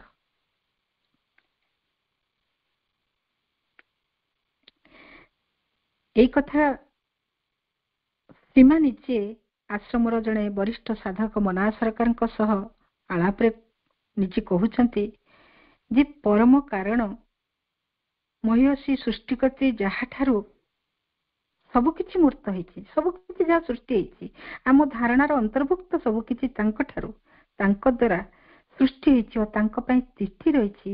ଏପରି କିଛି ନାହିଁ ଯାହା ତାଙ୍କ ଭିତରେ ନାହିଁ। ସେ ବିଶ୍ୱମୟୀ ଦିବ୍ୟାନନ୍ଦର ଜ୍ୟୋତିର୍ମୟ ଉତ୍ସ, ସେ ଜଗତରୁ ମୁକ୍ତ ପୁଣି ଅଗମ୍ୟ ଊର୍ଦ୍ଧ୍ୱଲୋକବାସିନୀ। ମାନେ ସେ ନିଜେ ହିଁ ନିଜକୁ ପରିଚିତ କରୁଛନ୍ତି। ସେତେବେଳେ ମନା ସରକାର ପଚାରୁଛନ୍ତି ତାଙ୍କ ମା, ତୁମେ କଣ ସତରେ ସେ ଦିବ୍ୟ ଜନନୀ? ମା କହୁଛନ୍ତି ହଁ। ନା ତୁମେ ଯଦି ଦିବ୍ୟ ଜନନୀ ତାହେଲେ ଏଇଥିରେ ଲେଖିଦିଅ। ମା କହୁଛନ୍ତି ଲେଖିଦେଲେ କଣ ହବ? ମୁଁ କଣ ଲେଖିଦେଲେ ମଣିଷ ବିଶ୍ୱାସ କରିବେ? ଶ୍ରୀ ଅରବିନ୍ଦ ଏଠି ପ୍ରକାର ଲେଖିଲେ, ମଣିଷ ତାକୁ ସଚକ୍ଷୁରେ ଦର୍ଶନ କଲେ। ଦକ୍ଷିଣବାଦ ସ୍ୱାମୀ ଆସିଛନ୍ତି, ଯିଏକି କାଳୀ ସାଧକ, କାଳୀ ସାଧନା କରନ୍ତି, ରାମକୃଷ୍ଣ ପରମହଂସଙ୍କର ଜଣେ ପରମ ଭକ୍ତ ଶିଷ୍ୟ, ଦିଲ୍ଲୀପ କୁମାର ରାୟଙ୍କର ସେ ଜଣେ ବନ୍ଧୁ।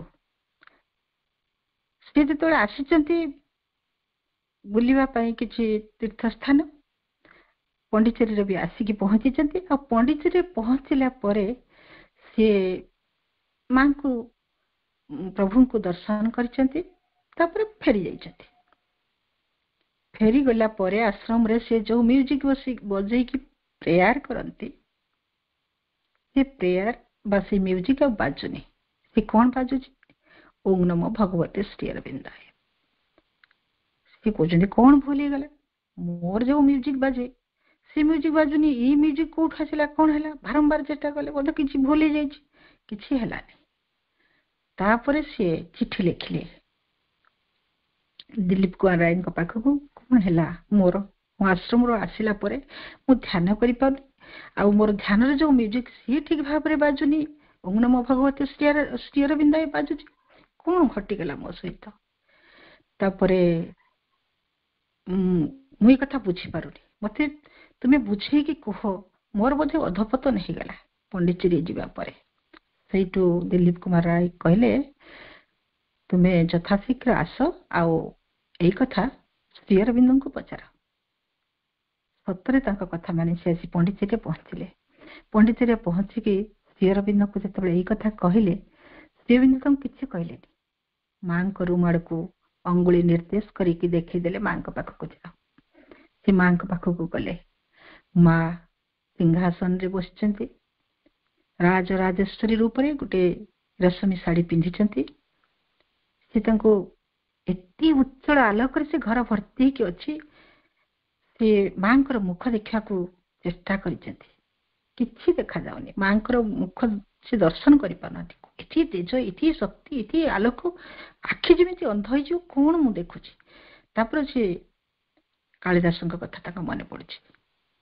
ଆରେ ମୁଁ ଭୁଲ କରିଦେଲି, ଆଗେ ମୁଖକୁ ନ ଚାହିଁକି ମୁଁ ଯଦି ପାଦକୁ ମାଙ୍କର ଦେଖିଥାନ୍ତି, ହୁଏତ ମତେ ସେଇ ଦର୍ଶନ ମିଳିଥାନ୍ତା। ତାପରେ ଯେତେବେଳେ ସେ ପାଦକୁ ଚାହୁଁଛନ୍ତି, ଦେଖୁଛନ୍ତି ମାଙ୍କର ସେଇ ରେଶମ ଶାଢୀରେ ପାଦ ଦିଟି ଘୋଡି ହେଇଯାଇଛି। ସେଠୁ ସିଏ ପ୍ରାର୍ଥନା କରୁଛନ୍ତି ଏଇ କଥାକୁ ଭାବିକି ଯେ ମା, ମୁଁ ତ ମୋର ସେଇ ଦିବ୍ୟ ପାଦକୁ ଟିକେ ଦର୍ଶନ କରିପାରନ୍ତିନି? ଇଏ ନିରବରେ ପ୍ରାର୍ଥନା ଜଣାଉଥିଲା ପରେ ଦିବ୍ୟ ଜନନୀ ମା ତାଙ୍କ ପାଦରୁ ରେଶମ ଶାଢୀଟିକୁ ଆଡେଇ ଦଉଛନ୍ତି। ଆଉ ସେ ପାଦରେ ଏତେ ଆକର୍ଷଣ ଶକ୍ତି ଥିଲା, ଏତେ ସୌନ୍ଦର୍ଯ୍ୟ ଥିଲା, ଏଭଳି ଏକ ମନମୁଗ୍ଧକାରିଣୀ ଶକ୍ତି ଥିଲା ଯାହାକୁ ସେ ଦର୍ଶନ କରିକି ଲୋଟି ପଡିଛନ୍ତି। ମୁଁ କାହାକୁ ଆଜି ଆରାଧନା କରୁଥିଲି, କାହାକୁ ମୁଁ ଆଜି ପର୍ଯ୍ୟନ୍ତ ପାଇବା ପାଇଁ ଚେଷ୍ଟା କରୁଥିଲି, ସିଏ ତ ଏଇଠି ଅବତୀର୍ଣ୍ଣା, ସିଏ ତ ମୋରି ସାମ୍ନାରେ ଆଜି ମୁଁ ଜୀବନ୍ତ ରୂପରେ ସ୍ୱଦେହରେ ତାଙ୍କୁ ଦର୍ଶନ କରୁଛି। ଇଏ ହେଉଛନ୍ତି ସେଇ ମା। ଏଇ ଯୁଗରେ ଯୋଉଟାକୁ ମିରାକଲ କିଛି କରିନାହାନ୍ତି ମା ଶ୍ରୀ ଅରବିନ୍ଦ, ସେଭଳି କିଛି କରିନାହାନ୍ତି। ଯୋଉମାନଙ୍କର କେବଳ ଦିବ୍ୟ ଦୃଷ୍ଟି ଥିଲା ନିଶିକାନ୍ତଙ୍କ ଭଳି, ସେମାନେ ସବୁ ଦର୍ଶନ କରିପାରୁଥିଲେ। ଅନେକ ଘଟଣା ଘଟି ଯାଇଛି, ଅନେକ ଦିବ୍ୟ ଲୀଳା ଘଟି ଯାଇଛି ଆମ ଗୋଚରରେ। ଆମେ ପୁରାତନର ଲୀଳାକୁ ପଢୁଥିଲା ବେଳେ, ଶୁଣୁଥିଲା ବେଳେ ଆତ୍ମହରା ହେଇଯାଉଛୁ। ଆମ ଦିବ୍ୟ ଜନନୀ ଶ୍ରୀମା ଆଉ ପରମ ପ୍ରଭୁ ଶ୍ରୀ ଅରବିନ୍ଦ ପଣ୍ଡିଚେରୀରେ କିଛି କମ୍ ଲୀଳା କରିନାହାନ୍ତି। ଏଇ ଅତିମାନସ ମହାଶକ୍ତିକୁ ଅବତରଣ କରି ଆଣିଛନ୍ତି ଧୂଳିମାଟି ଧରଣୀକୁ। ଏଇଟା କଣ ଗୋଟେ ଛୋଟିଆ କଥା? ଯୁଗ ଯୁଗ ଧରିକି ଯୋଉ କଥାକୁ ତପସ୍ୟା କରିକି ମୁନି ଋଷି ତପସ୍ୟା ଅବତାର ବିଭୂତି ପୁରୁଷ ମାନେ ପାଇପାରି ନାହାନ୍ତି, କେବେ କଳ୍ପନା ମଧ୍ୟ କରିନାହାନ୍ତି, ସେଇ କଥା ଆଜି ସମ୍ଭବ ହେଇପାରିଛି। ଏଇ ଧୂଳିମାଟି ଧରଣୀ ଆଜି ସ୍ୱର୍ଗରେ ପରିଣତ ହବା ପାଇଁ ଯାଉଛି, ମାନବ ଅତିମାନ ହବା ପାଇଁ ଯାଉଛି। ଏକ ଦିବ୍ୟ ଜୀବନର ଆହ୍ୱାନ ଏଇ ମା ପୁସ୍ତକ ଏଇଭଳି ଏକ ଦିବ୍ୟ ଆହ୍ୱାନ ଦେଇ କହୁଛନ୍ତି, ଦେଖ ଇଏ କିଏ ଅବତୀର୍ଣ୍ଣ ହେଇକି ଅଛନ୍ତି। ମନ ପ୍ରାଣର ସେଇ ଅଜ୍ଞାନତା ମଧ୍ୟରେ ଯୋଉ ତ୍ରିଧା ଜଗତର ମଧ୍ୟସ୍ଥଳରେ କିଏ ସେଇ ମହାଶକ୍ତି? ସେ ହେଉଛନ୍ତି ସେଇ ଦିବ୍ୟ ଜନନୀ, ବିଶ୍ୱାତୀତା ବିଶ୍ୱ ଜନନୀ, କରୁଣାମୟୀ, ସ୍ନେହମୟୀ, ଆନନ୍ଦମୟୀ ଜନନୀ, ଯାହାଙ୍କ ପାଖରେ ସବୁ କିଛି ପୂରିକି ରହିଛି। କେବଳ ଆମେ ଆମର ଆଧାରକୁ ପ୍ରସ୍ତୁତ କଲେ ତାଙ୍କର ସେଇ କୃପା, ତାଙ୍କର ସେଇ ସାନ୍ନିଧ୍ୟ ପାଇପାରିବା। ସେଇ ଆନନ୍ଦମୟୀ ଦିବ୍ୟ ଜନନୀ ସର୍ବଦା ପ୍ରଚ୍ଛନ୍ନ ଭାବେ ମଣିଷ ଅନ୍ତର ଭିତରେ ରହିଛନ୍ତି, କିନ୍ତୁ ମଣିଷ ସବୁବେଳେ ତାଙ୍କୁ ବାହାରେ ଖୋଜି ଚାଲିଛି। ମନ୍ଦିର ଭିତରେ ଖୋଜୁଛି, ବିଭିନ୍ନ ବସ୍ତୁ ଭିତରେ ଖୋଜୁଛି, ବିଭିନ୍ନ ଦେବାଦେବୀ ଭିତରେ ଖୋଜୁଛି, ବିଭିନ୍ନ ଆତ୍ମୀୟ ସ୍ୱଜନଙ୍କ ଭିତରେ ଖୋଜୁଛି। କୋଉଠି ଶାନ୍ତି ଅଛି, କୋଉଠି ଆନନ୍ଦ ଅଛି, କୋଉଠି ସେଇ ସୁଖର ଆକର ଅଛି, କୋଉଠି ସେ ପାଇବ ସେଇ କଥା ସେ ବୁଝିପାରୁନି। ମା ବହିରେ ସେଇଥିପାଇଁ ଶ୍ରୀ ଅରବିନ୍ଦ ଲେଖୁଛନ୍ତି, ଆଦ୍ୟା ଅଦିତ୍ୟା ବିଶ୍ୱାତୀତା ପରାଶକ୍ତି ରୂପେ ମା ସକଳ ସୃଷ୍ଟି ଉପରେ ତାଙ୍କର ସନାତନ ଚେତନା ମଧ୍ୟରେ ପୁରୁଷୋତ୍ତମକୁ ଧାରଣ କରି ରହିଛନ୍ତି। ଯେଉଁ ବ୍ୟକ୍ତ ସୃଷ୍ଟିରେ ଆମେ ହେଉଛି ଏକ ଅଂଶ, ତାହାର ଶିଖରରେ ରହିଛି ଅନନ୍ତ ସତ୍ତା, ଚେତନା ଶକ୍ତି ଓ ଆନନ୍ଦର ଲୋକ ସକଳ। ସେ ସବୁର ଉପରେ ମା ଅନାବୃତ ଶାଶ୍ୱତ ଶକ୍ତି ରୂପେ ଛିଡା ହେଇ ରହିଛନ୍ତି। ସେ ହେଉଛନ୍ତି ସେଇ ସର୍ବାତୀତା ଶୀର୍ଷସ୍ଥ ମହାଶକ୍ତି। ପରମ ପ୍ରଭୁଙ୍କୁ ସେଇ କଥା ମା କହିଛନ୍ତି, ଆଉ ଧ୍ୟାନ ପ୍ରାର୍ଥନାରେ ମଧ୍ୟ ଲେଖିଛନ୍ତି, ଦିନେ ତୁମେ ହେବ ମୋର ଶିରୋଦେଶ। ମା ଲେଖୁଛନ୍ତି ସେ ସବୁ କିଛିକୁ କିଭଳି ଭାବରେ ଧାରଣ କରି ସର୍ବୋପରି ରହିଛନ୍ତି। ମା ସଦା ପ୍ରଚ୍ଛନ୍ନ ହେଇ ସେଇ ସର୍ବଶକ୍ତିମୟୀ ମହାଦେବୀ ରୂପରେ ଏ ବିଶ୍ୱ ଯାହାଙ୍କର ମୁଖା ସଦୃଶ, ଯୁଗ ଯୁଗାନ୍ତର ହେଉଛି ତାଙ୍କର ଚାଲିବାର ପଦଧ୍ୱନି। ଅପା ଭାଇ ମାନେ, ଘଟଣା ସବୁ ତାଙ୍କ ଚିନ୍ତାର ରୂପାବଳୀ। ଯେତେ ସବୁ ଘଟଣା ଘଟିଛି ସକଳ ସୃଷ୍ଟି ତାଙ୍କରି ସୀମାହୀନ ପ୍ରକାଶ, ଅନନ୍ତ କ୍ରିୟା ଦ୍ୱାରା। ଏଇ କଥା ଉପରେ ଏକ ପ୍ରଶ୍ନ ଉତ୍ତରରେ ମା କହୁଛନ୍ତି ଯେ ଶିରୋଦେଶ ହେଉଛି ଆଦି ଗର୍ଭଧାରଣୀର ଚେତନା। ଦିବ୍ୟଜନନୀ ସୀମା ହେଉଛନ୍ତି ସେଇ ବେଦାନ୍ତର ସେଇ ଉମା ହିମବତୀ, ପରମା ପ୍ରକୃତି, ଯାହାଙ୍କ ଠାରୁ ସମଗ୍ର ବିଶ୍ୱର କର୍ମ ପ୍ରକ୍ରିୟା ଜନ୍ମ ନିଏ। ସେ ହିଁ ହେଉଛନ୍ତି ପରମ ଅଦ୍ୱିତୀୟଙ୍କର ବିଶୁଦ୍ଧ ଶିଖର ଚେତନା ଆଉ ଊର୍ଦ୍ଧ୍ୱତମ ଶକ୍ତି, ଏବଂ ଏଠାରେ ବହୁ ମଧ୍ୟରେ ସେ ହେଉଛନ୍ତି ଦୀପ୍ତିମାନ। ଶ୍ରୀ ଅରବିନ୍ଦ ଯୋଉ ସାବିତ୍ରୀରେ ଲେଖିଛନ୍ତି in their slow round the cycle turn to her call, ତାଙ୍କରି ନିର୍ଦ୍ଦେଶରେ ଅନନ୍ତ କାଳର ଧାରାରେ ଯୁଗ ପରେ ଯୁଗ ବିତି ଯାଉଛି। Alone her hands can change time dragon base, କେବଳ ତାଙ୍କରି ଅମୃତମୟୀ ହାତର ସ୍ପର୍ଶରେ ନିଶ୍ଚେତନା ରୂପୀ ସେଇ ଅଜଗରୀ ଭିତ୍ତିକୁ ବଦଳାଇ ଦେଇପାରନ୍ତି। ନିଶ୍ଚିତନାରେ ଏକ କୃଷ୍ଣକାୟ ପକ୍ଷଧାରୀ ସେଇ ଅଗ୍ନିଶ୍ୱାସୀ ଅଜଗର ନିଜର ପ୍ରକାଣ୍ଡ ଡେଣା ଓ ଅନ୍ଧକାର ରୂପୀ ସେଇ ପିଠି ଉପରେ ଜଡ଼ ଜଗତର ସମସ୍ତ ଭାରକୁ ବହନ କରି ରହିଛି। ସତ୍ତାଗତ ଏକ ଅନୁକ୍ରମିକ ଉର୍ଦ୍ଧ୍ୱର ଶକ୍ତିରାଜି ସେଇ ନିଶ୍ଚେତନା ଆଉ ତାହାର ପ୍ରାଥମିକ ବିରଚନା ଗୁଡିକୁ ଭେଦ କରିବାରେ ଲାଗିଛି ଏବଂ ସେଇଗୁଡିକୁ ଚେତନାର ଅଧୀନ କରି ରଖୁଛି, ଯାହା ଦ୍ୱାରା କି ବିବର୍ତ୍ତନ ମାର୍ଗରେ ସେଗୁଡିକ ତରଫରୁ ଉପୁଜୁଥିବା ବାଧା ବ୍ୟାଘାତର ବେଷ୍ଟନୀ ମାନ ଭିତରେ ଯେମିତି କ୍ରମେ ଯେମିତି ସେଗୁଡିକ ଭାଙ୍ଗି ରୁଜି ଯାଉଛି। ସେଗୁଡିକ ଯେମିତି ଅସ୍ପଷ୍ଟ ରୂପୀ ଅଜଗର କୁଣ୍ଡଳୀ ଆଉ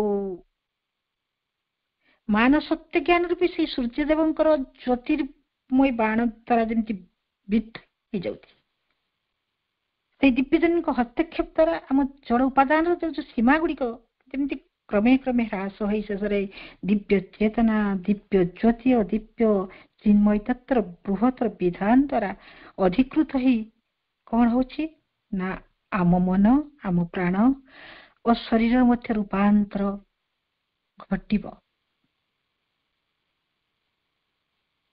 ସେ ମହାନିଶା ମଧ୍ୟରେ ଲୁକାୟିତ ଥିବା ଚିରନ୍ତନ ରହସ୍ୟ, ତାଙ୍କର କ୍ରିୟାଧାରା ଅଲୌକିକ ଆଉ ବହୁତ ରହସ୍ୟମୟ। ସେଇ ରହସ୍ୟମୟକୁ ଆମେ ମା ବୋଲି ଡାକି ସବୁବେଳେ ଆମର ଦୁଃଖ କଥା ଜଣାଉ, ସାଧାରଣ ମା ଭଳି। ଦୈନନ୍ଦିନ ଜୀବନରେ ମା ମୋର ଏମିତି ହେଇଛି, ଆମେ ମା ବୋଲି ତାଙ୍କୁ ଡାକୁଛୁ। ଆମ ଜୀବନର ସବୁବେଳେ ପ୍ରତ୍ୟେକ ମୁହୂର୍ତ୍ତରେ ସେ ଆମ ପାଖରେ ରହିଛନ୍ତି। ଆଜି ବି ସେ ପରମ ଅଦୃଶ୍ୟତାର ପରଦା ଆଢୁଆଳକୁ ଆମକୁ ଆହ୍ୱାନ କରୁଛନ୍ତି। ତାଙ୍କର ସେଇ ସ୍ମିତହାସ୍ୟର ରହସ୍ୟମୟତାରେ ଆମକୁ ପୁରାପୁରି ପରାଭୂତ କରି ରହିଛନ୍ତି। ସେ ସବୁବେଳେ ହସ ହସ, ସବୁବେଳେ ମା ତାଙ୍କର ସେଇ ସ୍ମିତହାସ୍ୟର ସହିତ ଆମକୁ ଅନେଇ ରହିଛନ୍ତି।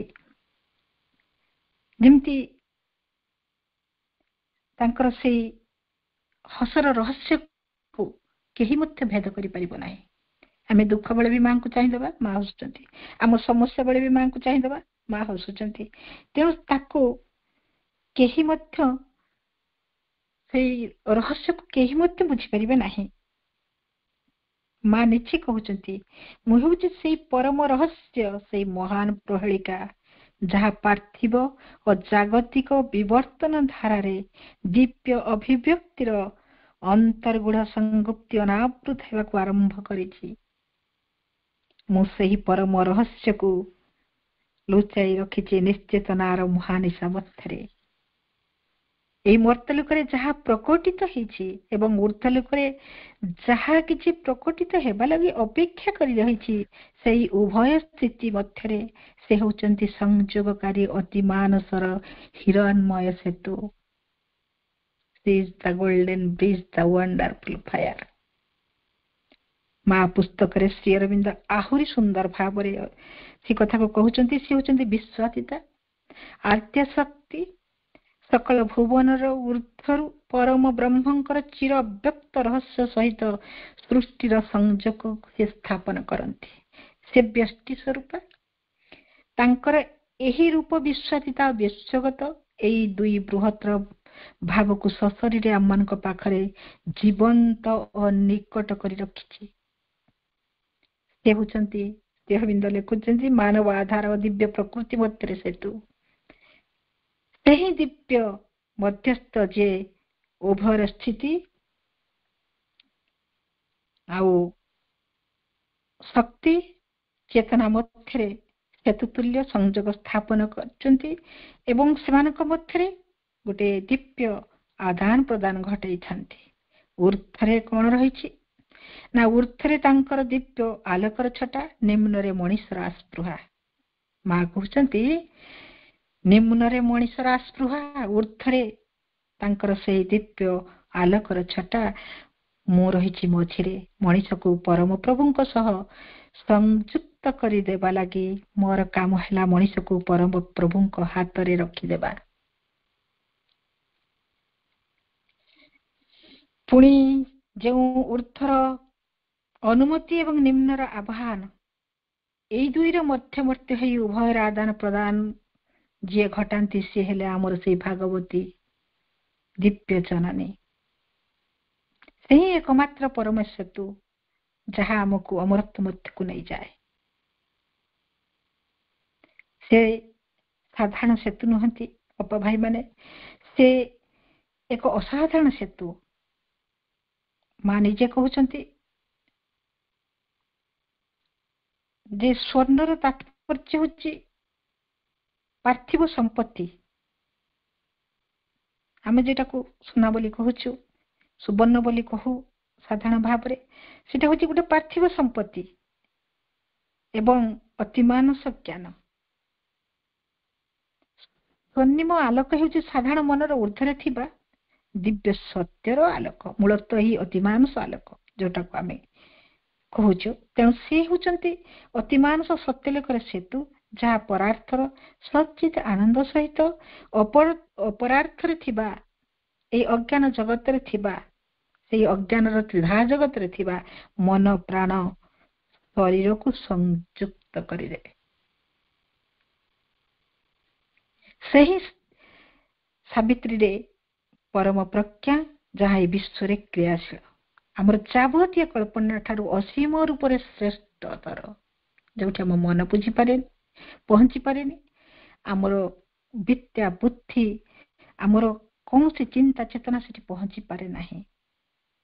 ମା ଏଇ ତ୍ରିଧା ଜଗତର ମହାଶକ୍ତି ରୂପେ ଅତିମାନସ ଜ୍ୟୋତି ସତ୍ୟାତ୍ମକ ଜୀବନ, ସତ୍ୟାତ୍ମକ ସୃଷ୍ଟି, ଯାହାକୁ ଏଠାରେ ଉତ୍ତରି ଆଣିବାକୁ ହେବ ଏବଂ ଏହି ଊର୍ଦ୍ଧ୍ୱଗାମୀ ଆଉ ନିମ୍ନଗାମୀ ଚେତନାର ଯେଉଁ ଶ୍ରେଣୀବଦ୍ଧ ସ୍ତର ସକଳ ରହିଛି, ଯାହା ଯୋଡ଼ାଯୋଡ଼ି କରିକି ଯେମିତି ସିଡ଼ି ସଦୃଶ୍ୟ ମହାଜଡ଼ର ନିଶ୍ଚେତନା ମଧ୍ୟରେ ଯାହା ଅବତରଣ କରିଛି ଏବଂ ପୁଣି ପ୍ରାଣ ଆଉ ମନ ଅନ୍ତରାତ୍ମାର ପରିସ୍ଫୁରଣକୁ ଆଶ୍ରୟ କରି ଯେଉଁ ପରମ ଆନନ୍ଦ ମଧ୍ୟକୁ ପୁଣି ଆହରଣ କରିଛି, ସେ ଉଭୟ ମଧ୍ୟରେ ଏକ ମଧ୍ୟବର୍ତ୍ତୀ ଲୋକରେ ମା ଛିଡ଼ା ହେଇଛନ୍ତି। ମଣିଷ ନିମିତ୍ତ ସେ ଥିଲେ ନିମ୍ନର ହିଁ ତ୍ରିଗୁଣମୟୀ ଅପରା ପ୍ରକୃତି ଏବଂ ଊର୍ଦ୍ଧ୍ୱରେ ସେହି ରହସ୍ୟମୟୀ ଅତି ଚେତନ ମହାଶକ୍ତି ମଧ୍ୟରେ ଏକ ଯୁଗସୂତ୍ର। ତାଙ୍କର ଏହି ସେତୁ ଭୂମିକାଟି ଅତି ସ୍ପଷ୍ଟ ହୋଇଛି। ନିଜେ ମା ତାଙ୍କ ମୁହଁରେ କହୁଛନ୍ତି, ପ୍ରତିଦିନ ସକାଳେ ମୁଁ ଯେତେବେଳେ ବାଲକନିରେ ଠିଆ ହେଇଥାଏ, ଉପସ୍ଥିତ ପ୍ରତ୍ୟେକ ବ୍ୟକ୍ତିଙ୍କ ସହିତ ଏକ ସଚେତନ ମୋର ସ୍ପର୍ଶ ପ୍ରତିଷ୍ଠା କରି ସାରିବା ପରେ ମୁଁ ସର୍ବୋଚ୍ଚ ପରମଙ୍କ ସହିତ ଆପଣାକୁ ଏକାତ୍ମ କରି ରଖେ ଏବଂ ନିଜକୁ କଣ କରେ ନା ତାଙ୍କରି ଭିତରେ ବିଲୀନ କରିଦିଏ। ସେତେବେଳେ ମୋର ଶରୀର ସମ୍ପୂର୍ଣ୍ଣ ଭାବରେ କ୍ରିୟାରହିତ ହେଇଯାଏ ଏବଂ କେବଳ ଏକ ସଂଯୋଜକ ମାଧ୍ୟମ ହିଁ ରହେ, ଯାହାର ମଧ୍ୟ ଦେଇ ପରମ ପ୍ରଭୁ ମୁକ୍ତ ଭାବରେ ତାଙ୍କର ଶକ୍ତିକୁ ସଞ୍ଚାରିତ କରି ଆଣନ୍ତି ଏବଂ ପ୍ରତ୍ୟେକ ବ୍ୟକ୍ତିର ଗ୍ରହଣଶୀଳତା ଅନୁସାରେ ଆପଣାର ପରମ ଆଲୋକ, ପରମ ଚେତନା ଆଉ ପରମ ଆନନ୍ଦକୁ ଉଜାଡ଼ି ଦେବାରେ ଲାଗିଥାନ୍ତି।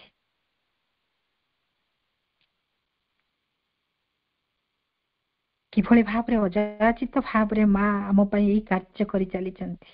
ଆମ ଯିଏ ଯେମିତି ତାର ଆଧାର ଅନୁସାରେ ତାକୁ ଗ୍ରହଣ କରୁଛି। ପ୍ରତ୍ୟେକ ମୁହୂର୍ତ୍ତରେ, ପ୍ରତ୍ୟେକ ଦିନ ଏଇ ଘଟଣା ଆମ ଅଜାଣତରେ ସୂକ୍ଷ୍ମ ଭାବରେ ଘଟି ଚାଲିଛି। ସିଏ ହଉଛନ୍ତି ସେଇ ପରମାନନ୍ଦ, ଏକ ପରାଜ୍ୟୋତି, ଏକ ପରାଶକ୍ତି, ଏକ ଶୁଭ୍ର ଅଗ୍ନିଶିଖା। ଆଉ ମା ହଉଛନ୍ତି ସ୍ୱୟଂ ସେଇ ଅଗ୍ନିଶିଖାର କଥା ନିଜେ ସେଇ ଧ୍ୟାନ ପ୍ରାର୍ଥନାରେ ଲେଖିଛନ୍ତି ଯେ ମୋର ସମଗ୍ର ସତ୍ତା ଏକ ଜୀବନ୍ତ ଅଗ୍ନିଶିଖାରେ ରୂପାନ୍ତରିତ ହୋଇଯାଇଛି, ଅନାବିଳ ପ୍ରେମର ଆତ୍ମଦାନ ରୂପୀ ଯଜ୍ଞ ଶିକ୍ଷା। କହୁଛନ୍ତି ଏ ବ୍ଲିସ୍, ଏ ଲାଇଟ୍, ଏ ପାୱାର, ଏ ଫ୍ଲେମ୍, ହ୍ୱାଇଟ୍ ଲଭ୍। ଯୋଉଟା କି ସେଇ ଏକ ପରମ ଆନନ୍ଦ, ଏକ ପରାଜ୍ୟୋତି, ଏକ ପରାଶକ୍ତି, ଏକ ଶୁଭ୍ର ଅଗ୍ନି ଶିଖା ହଉଛନ୍ତି ସେଇ ଦିବ୍ୟ ଜନନୀ ମା।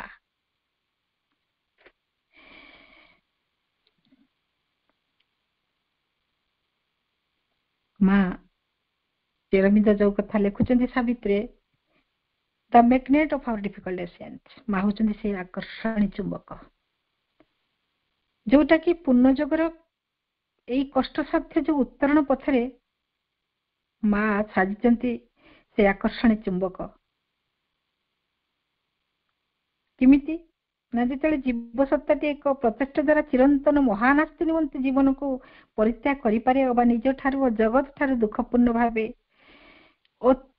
ଅତି ଚମତ୍କାର ଭାବେ ବିମୁଖ ହୋଇପାରେ, କିନ୍ତୁ ଚିରନ୍ତନ ପରମ ଅସ୍ଥିର ଅଛି ଏକ ସହଜାତ ଆକର୍ଷଣ, ଆମର ଆଧ୍ୟାତ୍ମିକ ଅନୁସ୍ଥାପନ, ଆଉ ସେହି ଚୁମ୍ବକତା ଯାହା ଅନ୍ତରାତ୍ମାକୁ ଶାଶ୍ୱତ ଅନସ୍ତି ପ୍ରତି ନୁହେଁ ବରଂ ଶାଶ୍ୱତ ପରମ ସତ୍ତାଙ୍କ ଆଡକୁ ଆକର୍ଷଣ କରିଥାଏ।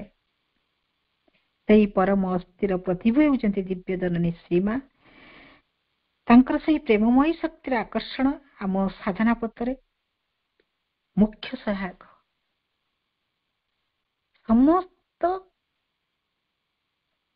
କଷ୍ଟ, ଯନ୍ତ୍ରଣା, ଦୁଃଖ, ମୃତ୍ୟୁ, ରୋଗ, ବାର୍ଦ୍ଧକ୍ୟକୁ ମା ସ୍ୱୀକାର କରିଛନ୍ତି ଆମରି ମାନଙ୍କ ପାଇଁ। ଅତି ସହଜ ସରଳ ପଥଟି ଆମ ପାଇଁ ତିଆରି କରିଛନ୍ତି କୃପା ପରବଶ ହେଇକି। ଆମ ପାଇଁ ସବୁ କିଛି ସେ ସମ୍ଭବ କରିଛନ୍ତି, ମଧ୍ୟସ୍ଥତା କରୁଛନ୍ତି ଆମ ପାଇଁ, କଷ୍ଟ ସହୁଛନ୍ତି, ଯନ୍ତ୍ରଣା ସହୁଛନ୍ତି ମଣିଷ ମାନଙ୍କ ପାଇଁ। ତଥାପି ପ୍ରତ୍ୟେକ ମୁହୂର୍ତ୍ତରେ ତାଙ୍କୁ ଅନୁଭବ କରୁଥିଲା ବେଳେ, ପ୍ରତ୍ୟେକ ମୁହୂର୍ତ୍ତରେ ନିଶ୍ୱାସ ପ୍ରଶ୍ୱାସ ଭିତରେ ସେ ଆମ ଭିତରେ ଉପସ୍ଥିତ ଥିଲା ବେଳେ ଆମେ କେତେବେଳେ ମଧ୍ୟ ତାଙ୍କର ସେଇ ଉପସ୍ଥିତିକୁ ସ୍ୱୀକାର କରିପାରୁନା।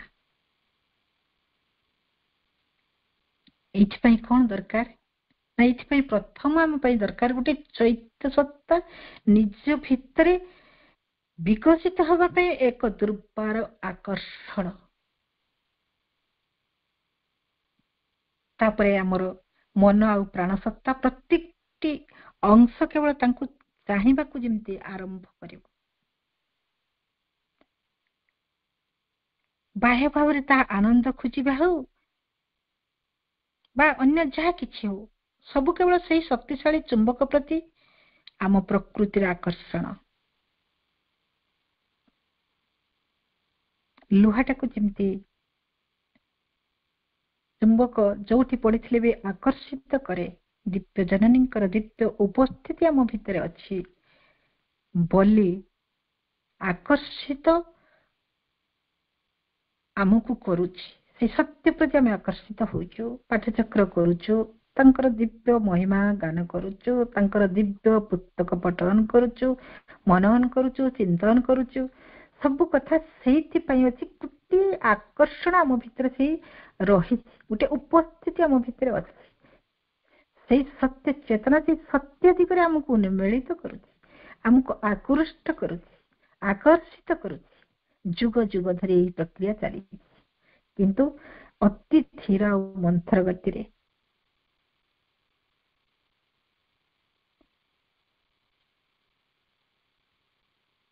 ତେଣୁ ଆମ ଭିତରେ ସେଇ ଆସ୍ପୃହାକୁ, ଆମ ଭିତରର ସେଇ ନିଷ୍ଠାକୁ, ଆନ୍ତରିକତାକୁ ଏଇଭଳି ଭାବରେ ଯଦି ଆମେ ବାରମ୍ବାର ଯେମିତି ମାନେ ମନ୍ଥନ କଲେ ଏଇ ମହାପୁସ୍ତକକୁ, ତା ଭିତରେ ଯୋଉ ଅମୃତର ଆସ୍ୱାଦନ ଆମକୁ ମିଳିବ, ଆମର ଚେତନାକୁ ଗଢିବାରେ ସାହାଯ୍ୟ କରିବ। ଆମ ଭିତରେ ଥିବା ସମସ୍ତ ସେଇ ଅଜ୍ଞାନତା, ଆମ ମନର, ଆମ ପ୍ରାଣର, ଆମ ଶରୀରର ସମସ୍ତ ମୂଢତାକୁ ଧୋଇ ପୋଛି ସଫା କରିଦେବ।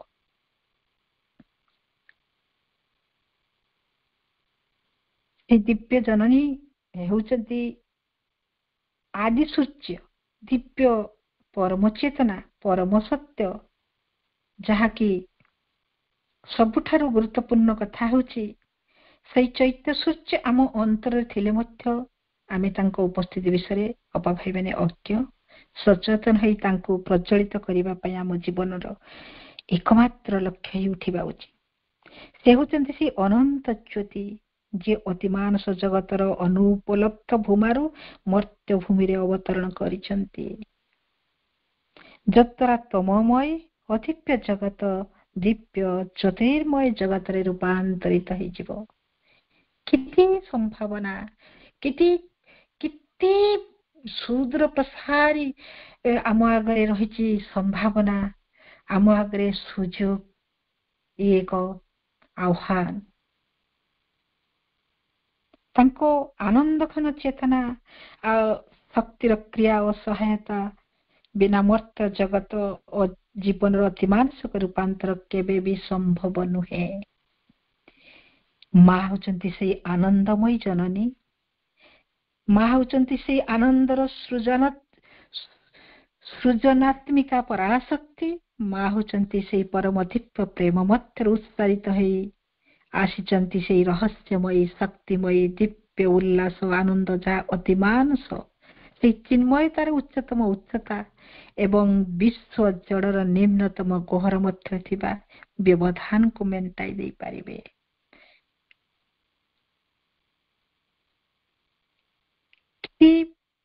ଆମ ପାଇଁ ସୁଯୋଗ, ମାନେ ଏଇ ଅହୈତୁକ କୃପା ଦିବ୍ୟ ଜନନୀଙ୍କର, ସେହି ଆନନ୍ଦ ହିଁ ଅନୁପମ। ଦିବ୍ୟତମ ବିଶ୍ୱ ଜୀବନର ସିଏ ହେଉଛନ୍ତି ଚାବିକାଠି। ବର୍ତ୍ତମାନ ସେହି ଆନନ୍ଦ ଅନ୍ତରାଳରେ ବିଶ୍ୱର ଅନ୍ୟାନ୍ୟ ମହାଶକ୍ତିଙ୍କର କ୍ରିୟାର ଅବଲମ୍ବନ ହୋଇ ରହିଛି। ସୃଷ୍ଟିର ବହୁ ରହସ୍ୟ, ଅବ୍ୟକ୍ତ ବହୁ ସମ୍ଭାବନା ଏବେ ବି ଧରାପୃଷ୍ଠରେ ଅବତରଣ କରିନି। ମା ହେଉଛନ୍ତି ସେଇ ମହାଜ୍ୟୋତି, ମହାବୀର୍ଯ୍ୟା, ଯାହା ଏପର୍ଯ୍ୟନ୍ତ ପୃଥିବୀରେ ଅବତରିତ ହେଇନଥିଲେ ବା ଅବତରଣ କରିନଥିଲେ। ଆମେ ଏଇ କଥା ସ୍ପଷ୍ଟ ଭାବରେ ଜାଣିବା ଯେ ପୁରୁଷୋତ୍ତମ ଓ ପରାଶକ୍ତି ଉଭୟ ଶାଶ୍ୱତ ଓ ଅଭିନ୍ନ ଏବଂ ଏକ ହିଁ ସତ୍ତା। ପରାଶକ୍ତି ବିଶ୍ୱକୁ ଅଭିବ୍ୟକ୍ତ କରନ୍ତି ଓ ପରମଙ୍କୁ ବିଶ୍ୱରେ ଈଶ୍ୱର ରୂପେ ପ୍ରକଟ ମଧ୍ୟ ସେ ହିଁ କରନ୍ତି ଏବଂ ସ୍ୱୟଂ ଈଶ୍ୱର ଶକ୍ତି ରୂପେ ତାଙ୍କ ପାର୍ଶ୍ୱରେ ରହିଥାନ୍ତି। ଅପା ଭାଇମାନେ, କହିବାକୁ ଗଲେ ପରମେଶ୍ୱରଙ୍କ ପରମ ଚେତନା ଶକ୍ତି ସୃଷ୍ଟିର ବିଭକ୍ତ ହୁଅନ୍ତି ଏବଂ ନିଜକୁ ଈଶ୍ୱର ଈଶ୍ୱରୀ ଆଉ ଆତ୍ମା ଆତ୍ମଶକ୍ତି, ପୁରୁଷ ପ୍ରକୃତି ଓ ଜୀବଜଗତ ରୂପେ ନିଜକୁ ସେ ପ୍ରକଟ କରିଥାନ୍ତି। ସେହି ଆଦ୍ୟାଶକ୍ତି ମାନବ ଶରୀର ଧାରଣ କରି ମାନବର ପ୍ରତିନିଧି ରୂପେ ଅବତରି ଆସିଛନ୍ତି ଏହି ଧରାବକ୍ଷରେ। ସେ କୌଣସି ଦେଶ କାଳ ପାତ୍ର ମଧ୍ୟରେ ଆବଦ୍ଧ ନୁହନ୍ତି। ଅସୀମ ତାଙ୍କର ବ୍ୟାପ୍ତି, ଅନନ୍ତ ତାଙ୍କର ଅଭିବ୍ୟକ୍ତି। ଏ ତ ଆମେ ଯେତିକି ଧାରଣ କରିପାରିବା ସେତିକି ହିଁ ପ୍ରଭୁ ବ୍ୟକ୍ତ କରିଛନ୍ତି। କୁହାଯାଏ ଯେତେବେଳେ ଷଷ୍ଠ ଅଧ୍ୟାୟ ପ୍ରଭୁ ଲେଖିଲେ, ଚାରିଟା ମହାଶକ୍ତି ବିଷୟରେ ଲେଖି ସାରିଲେ, ମା ସ୍ୱୟଂ ଦିବ୍ୟ ଜନନୀ ପରମ ପ୍ରଭୁଙ୍କର ହାତକୁ ଧରି ପକେଇଛନ୍ତି। ପ୍ରଭୁ ଆଉ ଥାଉ, ଆଉ ଲେଖିବା ଦରକାର ନାହିଁ। ମଣିଷ ଗ୍ରହଣ କରିପାରିଲେ ସିନା, ମଣିଷ ଏଇ ବିଶାଳତାକୁ, ଏଇ ବ୍ୟାପକତାକୁ ଗ୍ରହଣ କରିବାର ସାମର୍ଥ୍ୟ ଅର୍ଜନ କରିବା ଦରକାର। ଆମେ ଯେତେ ଏହାକୁ ପଢୁଥିବା, ଯେତେ ତା ଭିତରକୁ ପ୍ରବେଶ କରୁଥିବା, ଇଏ ଗୋଟେ ଶ୍ରୀ ଅରବିନ୍ଦଙ୍କର ବିଶାଳ ଯୋଉ ଲେଖା ରହିଛି, କି ବିଶାଳ ସବୁ ପୁସ୍ତକ ଯୋଉ ରହିଛି, ତା ଭିତରେ ଇଏ ଅତି ଛୋଟ ବହିଟି, କିନ୍ତୁ ଏତେ ବ୍ୟାପକତା, ଏତେ ମହାସମୁଦ୍ରର ବ୍ୟାପକତା ୟା ଭିତରେ ଭରପୁର ଅଛି। ଏଇ ବହିକୁ ଯିଏ ଅଧ୍ୟୟନ କରିବ, ପଠନ କରିବ, ସିଏ ଶ୍ରୀ ଅରବିନ୍ଦଙ୍କର ଅନେକ ବହିର ଲେଖାକୁ ବୁଝିବା ପାଇଁ କିଛି ମାତ୍ରାରେ ନିଶ୍ଚିତ ଭାବରେ ସଫଳ ହେଇପାରିବ। ଅନେକ ମୀମାଂସା ଏହା ଭିତରେ ରହିଛି। ଇଏ ଗୋଟେ ଚେତନାର ଉତ୍ତରଣ କ୍ଷେତ୍ରରେ ଦିବ୍ୟ ଜନନୀଙ୍କର, ପରମ ପ୍ରଭୁଙ୍କର ମଣିଷ ସମାଜ ପ୍ରତି, ଏ ବିଶ୍ୱ ସୃଷ୍ଟି ପ୍ରତି ଗୋଟେ ମହାନ ଅହେତୁକ ଅବଦାନ। ଏଭଳି ଏକ ଦିବ୍ୟ ପରିବେଶ ଭିତରେ ଦିବ୍ୟ ମାସରେ ଯେତେବେଳେ ଆମ ପରମ ପ୍ରଭୁ ଅତିମହାନ ଅବତାର ଶ୍ରୀ ଅରବିନ୍ଦ ଜନ୍ମଗ୍ରହଣ କରିଛନ୍ତି, ତାଙ୍କରି ଏଇ ଗୋଟେ ଦିବ୍ୟ ଆଲୋଚନା ଭିତରେ ଆମେ ନିଜକୁ କେତେ ନିଜକୁ ଧନ୍ୟ ମନେ କରୁଛି ଆଉ ମାଙ୍କ ନିକଟରେ କୃତଜ୍ଞତା ଜଣାଉଛି ଯେ ମା ମୋ ଚେତନାକୁ ଖୋଲନ୍ତୁ। ସେଇ ମହାନ ଶକ୍ତିଶାଳୀ ଯୋଉ ମନ୍ତ୍ର ପ୍ରଭୁ ଲେଖି ଦେଇଛନ୍ତି, ଆମେ ତାକୁ କିଛି ମାତ୍ରା ଜୀବନରେ ପଢିବା, ବୁଝିବା, କାର୍ଯ୍ୟରେ ଲଗେଇବାକୁ ଚେଷ୍ଟା କରିବା। ମା ଦିବ୍ୟ ଜନନୀଙ୍କ ନିକଟରେ ମୋର ପ୍ରାର୍ଥନା, ମାଙ୍କ ପାଦ ଜଣେ ସମସ୍ତଙ୍କୁ ଧନ୍ୟବାଦ ଜଣେ ରହୁଛି। ବନ୍ଦେ ମାତରମ୍।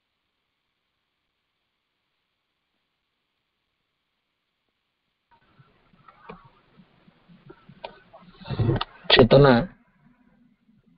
ଚେତନା କହିଲେ କଣ ମୁଁ ଆଜି ପର୍ଯ୍ୟନ୍ତ ବି ଜାଣିପାରିନି, କିନ୍ତୁ ଆଲୋଚନାଟି କୋଉଠି କେମିତି ଗୋଟେ ସ୍ପର୍ଶ କରୁଥିଲା। ଆଲୋଚନାରେ ଚାରୁଚନ୍ଦ୍ର ଦତ୍ତ ଆସିଲେ, ସୁଧୀର ସରକାର ଆସିଲେ, ଟିଭି କପାଳ ଶାସ୍ତ୍ରୀ ଆସିଲେ, ଦିଲ୍ଲୀପ ରାୟ ଆସିଲେ, ପ୍ରୀତି ଦାସଗୁପ୍ତା ଆସିଲେ, ସମସ୍ତେ ମାଙ୍କୁ ସାକ୍ଷାତ ଦର୍ଶନ କରିଥିଲେ। 1948 ମସିହା କଥା ଚିନ୍ତା କରନ୍ତୁ। ମା ଶ୍ରୀଅରବିନ୍ଦଙ୍କୁ ସମ୍ପୂର୍ଣ୍ଣ ଜାଣିନଥିବା ଜର୍ମାନର ଜଣେ ମାଜିଷ୍ଟ୍ରେଟ ଫ୍ରାନ୍ସର ହାଇଟି ଦ୍ୱୀପକୁ ଆସିଥିଲେ ଚାକିରି ଛାଡିକିରି। ହାଇଟି ଦ୍ୱୀପରେ ଥିଲାବେଳେ ସେ 1948ରେ ଗୋଟେ ଦି ମଦର ପୁସ୍ତକ ପାଇଲେ। ସେ ଦି ମଦର ପୁସ୍ତକଟିକୁ ରାତିରେ ପଢୁଥିଲେ ଏବଂ ତକିଆ ପାଖରେ ରଖିକି ଶୋଉଥିଲେ। ତାଙ୍କ ଭାଷାରେ ମା ପ୍ରକଟ ହଉଥିଲେ। ସେ ଲାଇନ ବାଇ ଲାଇନ ଲେଖିଛନ୍ତି, ମା 1 ଲକ୍ଷ ଲୋକଙ୍କ ଭିତରୁ ମତେ କାହିଁକି ବାଛିଲ ମା? ଯଦି ବାଛିଲ ତେବେ ଏଇ କୃପାର କେବେ ବଞ୍ଚିତ କରିବ ନାହିଁ। ଅର୍ଥାତ୍ ଏଇ ଯୋଉ ଦିବ୍ୟ ଦର୍ଶନ ଦଉଛ ସେଥିରୁ କେବେ ବଞ୍ଚିତ କରିବ ନାହିଁ। ପରବର୍ତ୍ତୀ ସମୟରେ ସେ ଆଶ୍ରମରେ ମେଧାନନ୍ଦ ଭାବରେ, ଅନନ୍ୟ ସାଧକ ଭାବରେ ପରମପ୍ରଭୁ ଚାଲି ଯାଇଥିଲେ। କିନ୍ତୁ ପରମପ୍ରଭୁ ଯିବା ପୂର୍ବରୁ କରସ୍ପଣ୍ଡେନ୍ସ ମାଧ୍ୟମରେ ତାଙ୍କୁ ଗୋଟେ ସିଓର ଟ୍ରାନ୍ସଫର୍ମେସନର ଭରସା ଦେଇଥିଲେ, କେବଳ ପତ୍ର ମାଧ୍ୟମରେ। ଏମିତି ମାଙ୍କ କୃପାରୁ ଶିଷ୍ୟମାନେ ଧନ୍ୟ ହେଇଯାଆନ୍ତି। ଆଲୋଚନାରେ କୋମଳତା ଥିଲା, ଶୀତଳତା ଥିଲା, ସ୍ନିଗ୍ଧତା ଥିଲା। ଆଲୋଚନାରେ ଗୋଟେ ମାଧୁର୍ଯ୍ୟର ଅନୁଭବ ହେଲା। ଅପାଭାଇଙ୍କର କଣ କହିପାରୁନି, ସବୁ କିଛି ଛନ୍ଦମୟ ଥିଲା।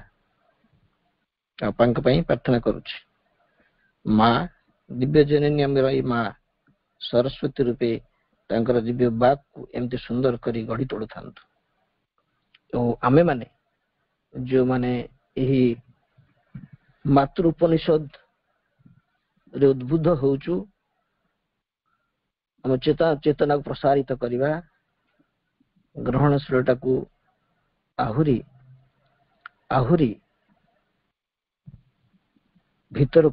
ଭିତରକୁ ନେବା, ମାଙ୍କ ଉପସ୍ଥିତିକି ଅନୁଭବ କରିବା, ତାହେଲେ ଯାଇ ପାଠଚକ୍ର ଲକ୍ଷ୍ୟ ପୂରଣ ହବ। ସେଇ ମର୍ମରେ ପୁଣି ଆସନ୍ତାକାলীନ ଆଲୋଚନା ରହିଛି। ଆସନ୍ତାକାଲିର ବିଷୟ ହେଲା ମହାଯଜ୍ଞରେ ସେ ଅର୍ଥାତ୍ ମା ଆତ୍ମବଳି ଦେବାକୁ ସମ୍ମତ ହୋଇଛନ୍ତି। ଆଲୋଚକ ଆମର ଅତି ପ୍ରିୟ, ସମ୍ମାନନୀୟ, ପୂଜନୀୟ ଶ୍ରୀଯୁକ୍ତ ରାମନାରାୟଣ ପାତ୍ର, ଯିଏକି ଅରୋଭିଲରେ ମାଙ୍କ ବିଶେଷ କୃପା ପାଇ ସେଠାରେ ସାଧନାରତ ଅଛନ୍ତି। ତାଙ୍କର ଆଲୋଚନା କାଲି ଆମେ ଶୁଣିବାର ସୌଭାଗ୍ୟ ଅର୍ଜନ କରିବା। Victory to the divine mother.